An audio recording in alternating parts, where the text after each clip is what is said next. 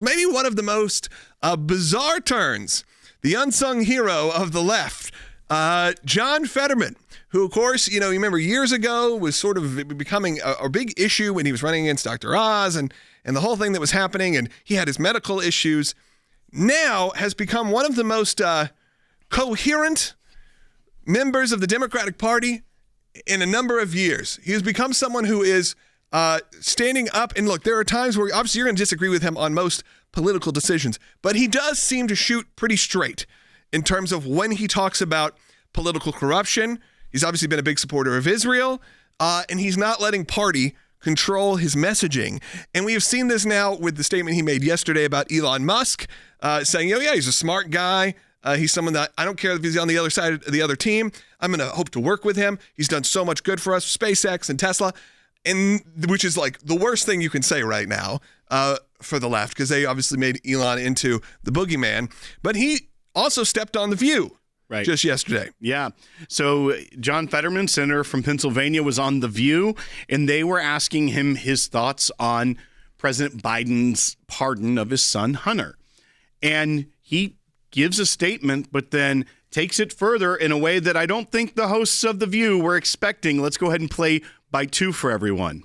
It is his son, after all, and people do have sympathy for that. But a lot of people are angry with him about it. What do you say? Well, I think it's undeniable that the case against Hunter Biden was really politically motivated, but I also think it's true that the trial in New York for Trump that was political as well too. Now it's that, and in both cases, I think a pardon is appropriate, and I really think collectively, America's confidence in these kinds of institutions have been damaged by these kinds of cases, and we cannot allow these kinds of institutions to be weaponized against our political opponents. And it's very clear both trials were politically motivated and weaponized that on the other side. I mean, talk about a strong statement coming out of John Fetterman, really selling the points that many of us have been saying for years, that these are all politically motivated. And you may agree or disagree with the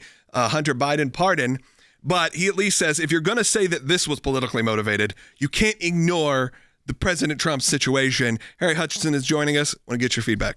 Well, I think your preliminary analysis is absolutely dead on. Fetterman offers an example of supreme coherence.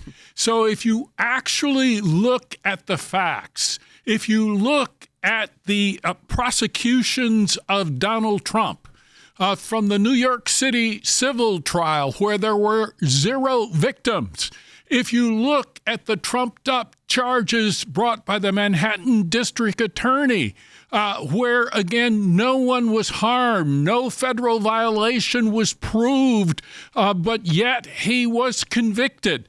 If you look at the Jack Smith trial in Florida, you look at the Jack Smith indictment in Washington, D.C., and if you look at Fonnie Willis's case brought in Georgia, it is all trumped up, if you will.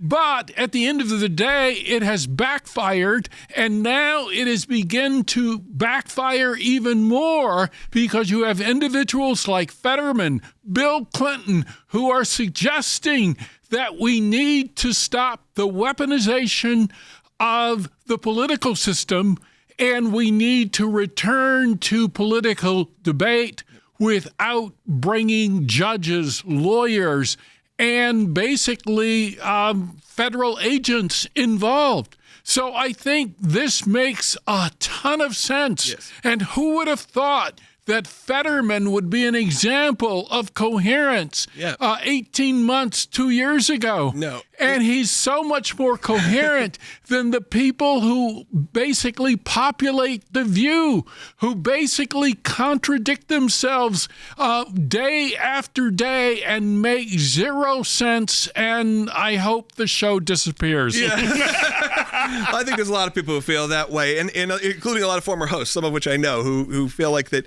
has become, I mean, no, and the numbers are dwindling. They're not doing as well as they used to. but a lot of people watch now, they kind of hate watch it, which is always kind of fun.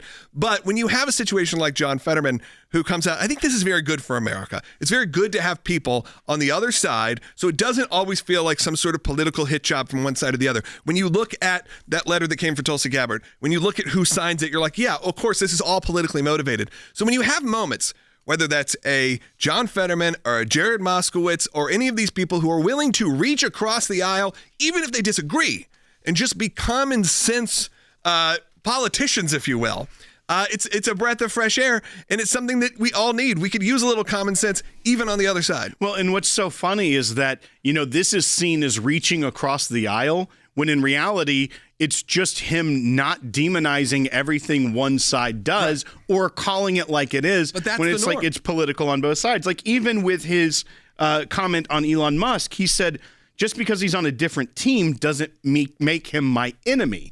That is so far removed from the entire discourse of the American politic right now that it sounds weird to hear it. Yeah, I think he's smart enough to know that that's a big reason why they lost. Yeah, It's a big reason why there was a referendum vote where people said, you know what, we're not going to do that. We're not demonizing half the country. And we also know that some of these extreme state things that people are saying doesn't represent mainstream Democrats even. It really only represents the online, feedback from social media, the loud voice that is really not very big at all. And I do want to ask Professor Hutchison here right at the end, because you brought up the Fani Willis case in Georgia. There has been a move by the president's attorneys to have that case dismissed. They filed a motion to dismiss now that he has won. What do you think will happen there? And do you think we'll hear anything out of that district court judge soon? Well, I'm not sure about the district court, but I really believe that the Court of Appeals will gradually move toward dismissing all of the charges.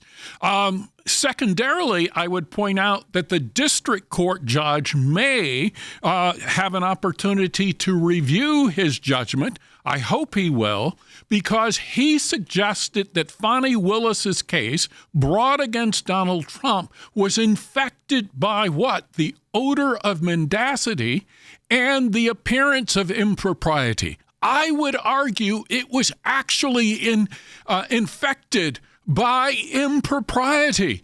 She profited from this case because she earned money, quote unquote, from her boyfriend. And so I think at the end of the day, all of these cases should disappear, and we should move forward, and we should focus on political debate as opposed to legal debate. It's always great to have your analysis. Thank you so much for joining us.